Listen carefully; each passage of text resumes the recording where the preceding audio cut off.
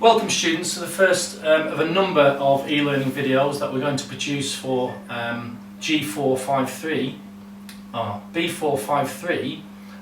e-learning videos. The first one we're going to focus on, or the first topic, is going to be in relation to developing skills and techniques. As you see by this very simplistic diagram here, we see that there are four main methods of learning and developing skills.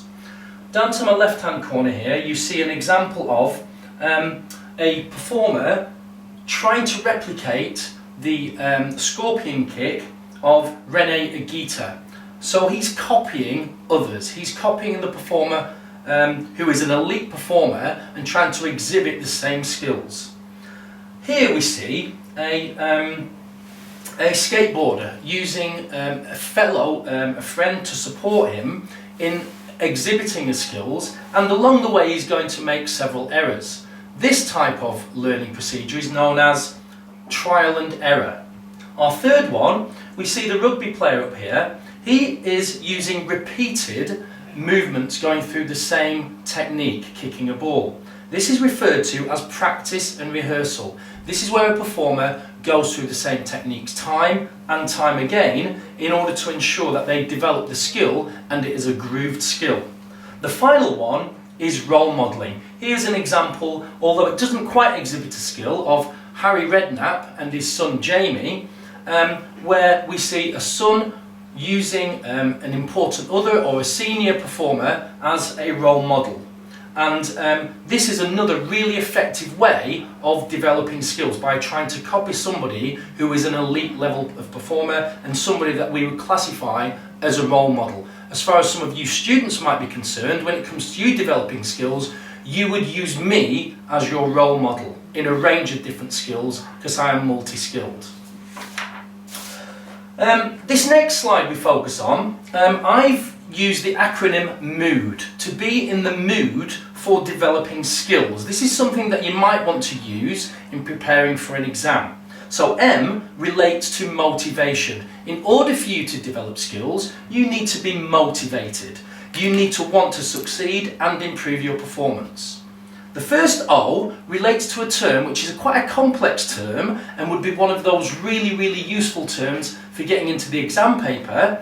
A very key term called operant conditioning.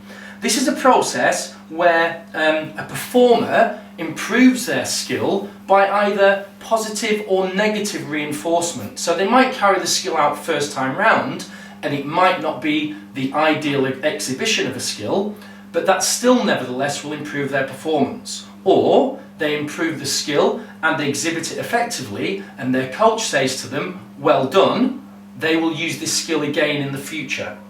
The second O relates to observational learning, and that relates to kind of like social learning, observing behaviours of others in order to develop the skill. So if you watch Mr. Jarvis playing basketball and he exhibits the perfect layup, you will tend to try and replicate that through observational learning.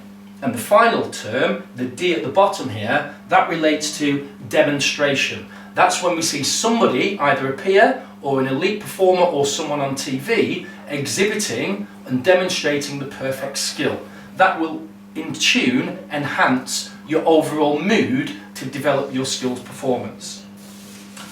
The next slide relates to when skills are learnt best, in terms of the environment for when skills are learnt most effectively. And we see here 5 different elements.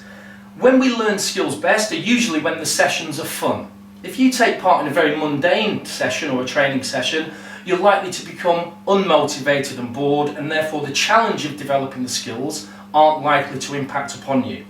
The final one relates to, not the final one, the next one relates to rewards. By being rewarded either from a pat on the back from your teacher or a well done from your teacher, that will encourage you to learn skills. Make sure that the reinforcement is positive. So if a performer develops a skill and they don't perform it at the best level, by encouraging them and saying, well done, these are the next elements you need to focus on, that will in tune enable them to enhance their skill.